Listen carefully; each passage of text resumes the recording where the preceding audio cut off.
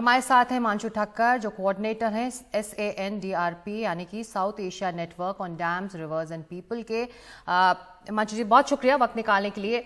जो हमारी रिपोर्ट्स कह रही हैं और लगातार जो पॉलिटिकल रिएक्शंस आ रहे हैं, दिल्ली सरकार कह रही है कि हथनीकुंड बैराज की जिम्मेदारी बनती है क्योंकि जो हालात पैदा हुए हैं वो उसी वजह से। आपको लगता है ये हरियाणा की क्रिएटेड प्रॉब्लम है जो इस वक्त दिल्ली में दिखाई दे रही है?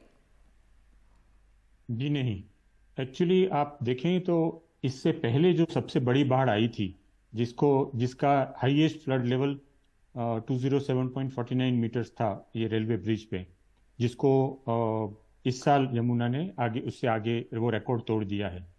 उस समय कितना पानी छोड़ा गया था वहां बैरेज से पता है आपको?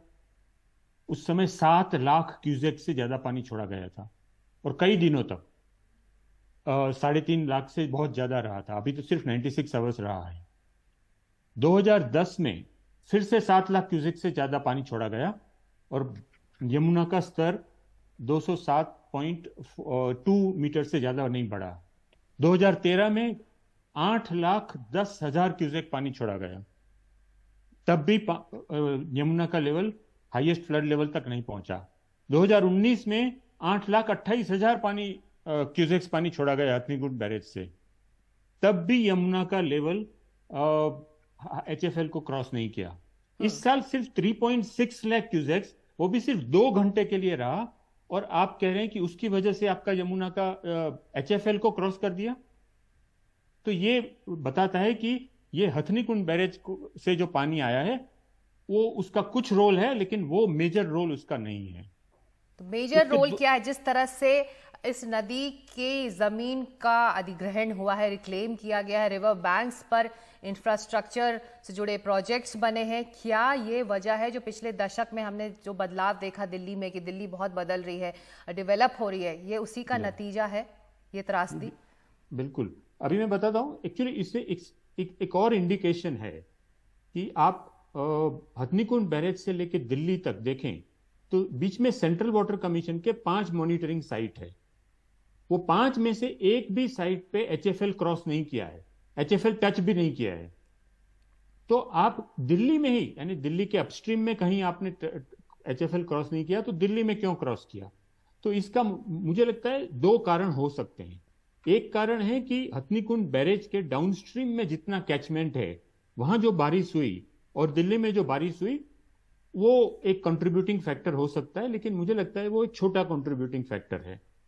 दूसरा कंट्रीब्यूटिंग फैक्टर वो छोटा इसलिए भी है क्योंकि आप देखो कि जो 5 मॉनिटरिंग साइट रास्ते में है उसमें से कोई भी HFL तक नहीं पहुंची, दिल्ली में पहुंची। उसका जो मेजर रीजंस है वो है कि एक तो जो यमुना का रिवर बेड और फ्लड प्लेन पे कांस्टेंट एनक्रोचमेंट हो रहा है।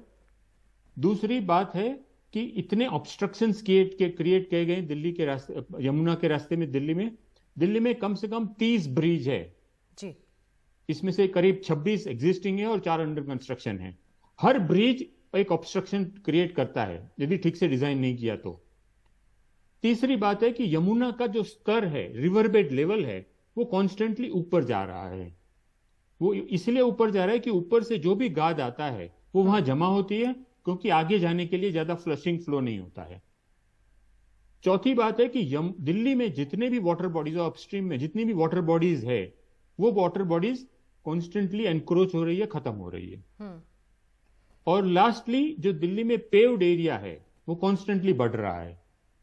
तो ये सब कारण है जो दिल्ली के अंदर के कारण है। ये सब की वजह से नदी की जो कैरिंग कैपेसिटी है पानी की वो कम हो गई है, कम हो रही है कॉन्स्टेंटली। और वो मुझे लगता है बहुत बड़ा फैक्टर है कि दिल्ली के अपस्ट्रीम में सिर्फ 3.6 लाख क्यूसेक्स पानी छोड़ा गया, जो फ्लड में छोड़ा जाता है उससे आधे से कम है। और अपस्ट्रीम के 5 मॉनिटरिंग साइट में एक में भी HFL क्रॉस नहीं किया, लेकिन दिल्ली में न सिर्फ क्रॉस किया, न सिर्फ टच किया जी, लेकिन 1.17 मीटर्स ऊपर गया।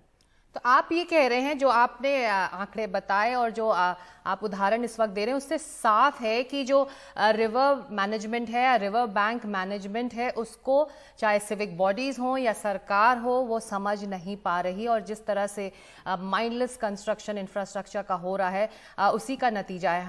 हम नदी हमारे घरों में नहीं घुसी है, हम नदी के रास्ते में आए, इसीलिए नदी को अपना रास्ता बदलना पड़ा।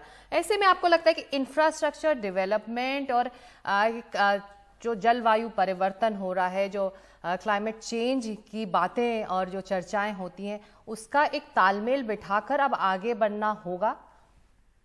बिल्कुल, एक्चुअली आपकी बात सही है। हम नदी को समझते नहीं है, सिर्फ इतना नहीं, हम समझने की कोशिश भी नहीं कर रहे हैं। हमारी सरकार, आप जो भी नदी के रास्ते में आप एनक्रोचमेंट कर रहे हैं, फ्लड प्लेन पे, रिवर बेड पे, आप जितना भी ये ब्रिजेस ऑब्स्ट्रक्शन कर रहे हैं, आप जो भी सिटी में मेजर इंटरवेंशन कर रहे हैं अपस्ट्रीम में या सिटी में, तब इसका फ्लड इंपैक्ट असेसमेंट करना होना चाहिए कि इसका फ्लड के ऊपर, नदी की कैरिंग कैपेसिटी ऊपर क्या असर पड़ेगा, इससे कितना आप वल्नरेबिलिटी बढ़ा रहे हैं। तो एक तो ये बात है। दूसरी बात है, अभी बहुत बार मंत्री लोग ये बता देते हैं कि ये तो क्लाइमेट चेंज की वजह से हो रहा है, हम क्या करें।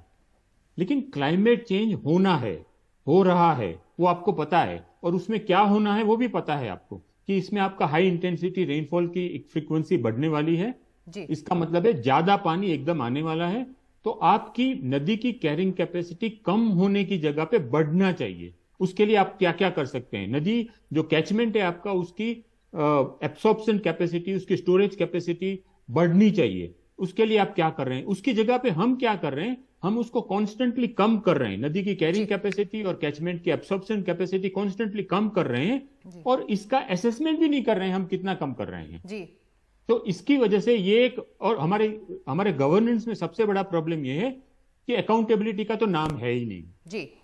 तो ये जो हालात हैं, आप कह रहे हैं हिमांशु जी, ये एक वेकअप कॉल दिल्ली के लिए खास तौर से हो सकता है। हिमाचल की भी तस्वीर हमने जो देखी पिछले एक हफ्ते में, वो कुछ ऐसी ही थी। तो एक वेकअप कॉल ये हो सकता है हिमाचल से लेकर दिल्ली तक के लिए, कि हमको अपने रिवर बैंक्स मैनेजमेंट और रिवर मैनेजमेंट पर ज़्यादा काम करना होगा। बहुत शुक्रिया इस चर्चा में शामिल होने के लिए।